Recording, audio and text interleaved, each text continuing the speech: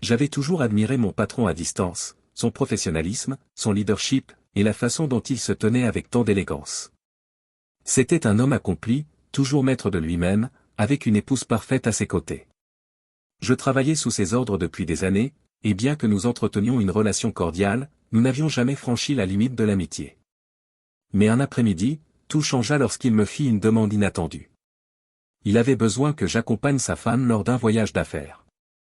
L'idée me parut étrange, même s'il expliqua qu'il serait occupé par d'autres obligations, me laissant l'assister pour la présentation et certains aspects logistiques. Je connaissais bien sûr son épouse, gracieuse, charmante et toujours impeccable. Elle formait un groupe impressionnant, et j'avais toujours respecté le lien qui les unissait. Mais il y avait quelque chose dans sa façon de me demander, quelque chose dans son regard qui laissait entendre que ce n'était pas une requête ordinaire. Je ne savais pas à quoi m'attendre, mais j'acceptais en partie parce que c'était une occasion de prouver ma valeur professionnelle et en partie parce qu'il y avait une pointe d'aventure dans tout cela.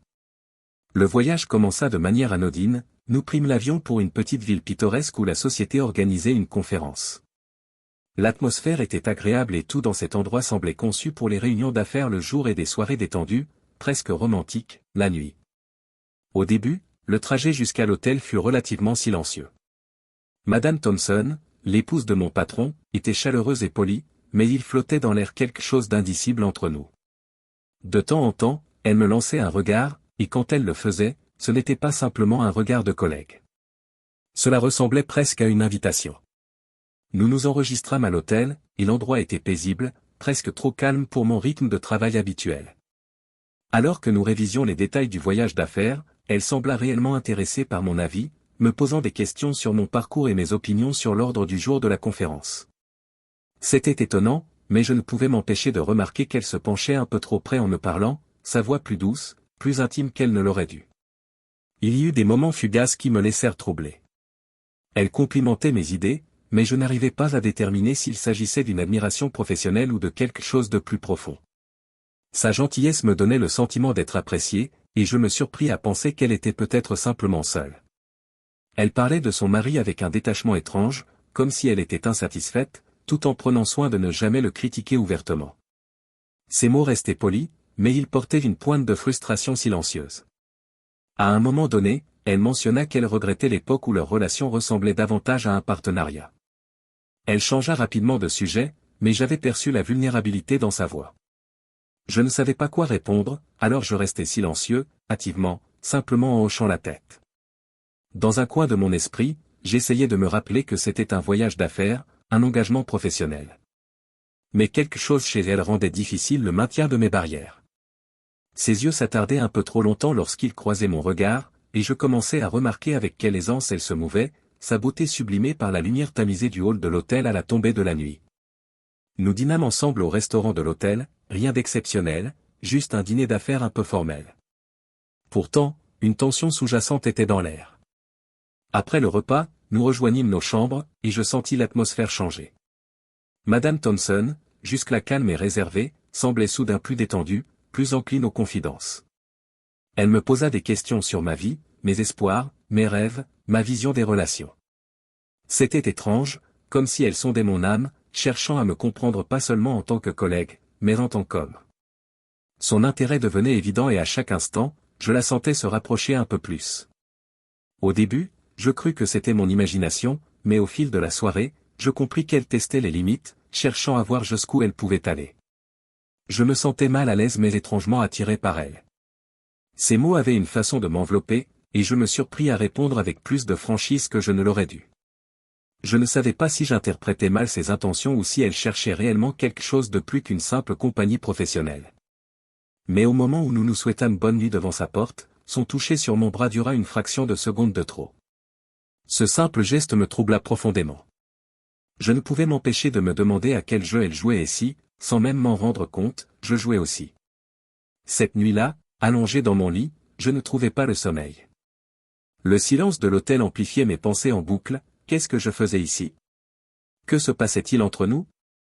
Je ne pouvais nier que j'étais attiré par elle, mais je savais aussi que rien de bon ne pouvait en découler. Après tout, elle était mariée à mon patron. Bon sang, l'attirance entre nous était indéniable, et cela me troublait plus que je ne voulais l'admettre. En fixant le plafond, j'essayais de chasser l'impression que ce voyage m'entraînait sur un terrain dangereux. Mais, plus je tentais de me détacher de cette idée, plus je me retrouvais pris dans la complexité de la situation. Était-elle simplement seule ou y avait-il autre chose? Ce voyage allait-il être une épreuve pour mon propre caractère, ma capacité à résister à la tentation? Allais-je succomber à cette connexion inattendue qui grandissait entre nous? Le lendemain soir, les choses prirent une tournure inattendue. Après une longue journée de réunions et de présentations, Madame Thompson m'invita dans sa chambre pour un dernier verre. Elle insista sur le fait que c'était simplement pour se détendre après ce programme épuisant, et je ne trouvais aucune raison de refuser. En entrant dans sa chambre, elle me tendit un verre, son sourire chaleureux et accueillant. Pourtant, quelque chose avait changé dans l'atmosphère, son énergie était différente, plus intime, plus intentionnelle.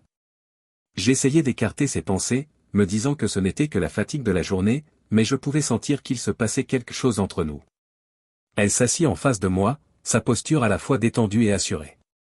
Elle se pencha légèrement en avant, sa voix basse, « Tu sais », dit-elle presque trop nonchalamment, « je n'ai jamais l'occasion de parler à qui que ce soit de la situation entre mon mari et moi. C'est toujours le travail ou des obligations sociales, mais parfois j'ai l'impression que nous nous sommes éloignés. » Ses yeux rencontrèrent les miens, scrutateurs, comme si elle me mettait au défi de répondre. Je ne savais pas comment réagir.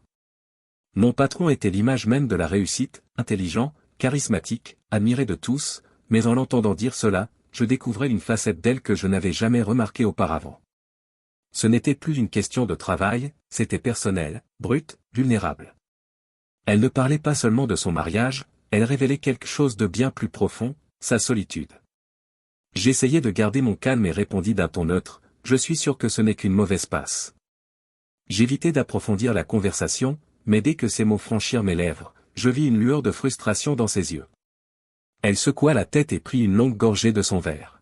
« Ce n'est pas qu'une mauvaise passe, » dit-elle d'une voix teintée d'une vulnérabilité que je ne lui connaissais pas. « Je ressens cela depuis longtemps. Mon mari est toujours occupé et j'ai l'impression d'être juste là, à attendre. Je ne sais pas ce qui s'est passé, mais j'ai commencé à tout remettre en question. C'est comme si j'étais invisible à ses yeux. » Sa confession me frappa plus que je ne l'aurais cru. Je n'avais pas réalisé à quel point elle était malheureuse. L'idée qu'elle se sent invisible dans son propre mariage était troublante, mais je ne pouvais pas nier l'effet que cela avait sur moi. Elle était belle, accomplie, et pourtant elle luttait avec un besoin fondamental, être vue, être désirée. Cela me provoquait à la fois de la compassion et une étrange sensation de responsabilité. Peut-être étais-je simplement la personne qui pouvait l'écouter, celle dont elle avait besoin à cet instant précis. Un silence s'installa entre nous, alourdissant l'atmosphère. Je ne pouvais plus la regarder dans les yeux. Quelque chose avait changé, et les limites que j'avais essayé de maintenir semblaient de plus en plus floues. Je sentais qu'elle attendait que je dise quelque chose, n'importe quoi, pour lui montrer que j'écoutais, que je comprenais. Mais je restais pris dans mes propres pensées, en pleine bataille avec ma conscience, ne sachant pas si je devais poursuivre cette conversation. Puis elle tendit la main et la posa délicatement sur la mienne, comme pour sonder ma réaction. « J'y pense depuis un moment, » murmura-t-elle. « Je ne sais plus quoi faire. J'ai l'impression de m'être perdu. » Son pouce traça de petits cercles sur ma peau, et je ne pus m'éloigner. Le moment semblait suspendu, l'air autour de nous chargé d'une tension presque palpable. Il y avait cette attraction irrésistible, quelque chose de magnétique qui rendait tout cela difficile à repousser. Elle se pencha encore plus près, son souffle chaud effleurant ma joue. « Tu ressens ça, toi aussi ?» demanda-t-elle dans un murmure, comme si tu vivais sans vraiment être vivant. Je t'avoue que j'étais à bout de souffle. Je ne savais pas quoi répondre. Ce qui se passait entre nous était ce moment où je franchissais une ligne dont je ne pourrais plus revenir. Elle était vulnérable, oui, mais elle me testait aussi, m'attirant dans son univers, un mot, un geste à la fois. Sa proximité était enivrantée, malgré la voix rationnelle dans ma tête qui criait que c'était une erreur, il y avait une autre partie de moi qui désirait son attention, qui voulait être celui qui la faisait se sentir vue et comprise. Avant même que je ne puisse réagir, elle se rapprocha encore, ses lèvres n'étaient plus qu'à quelques centimètres des miennes.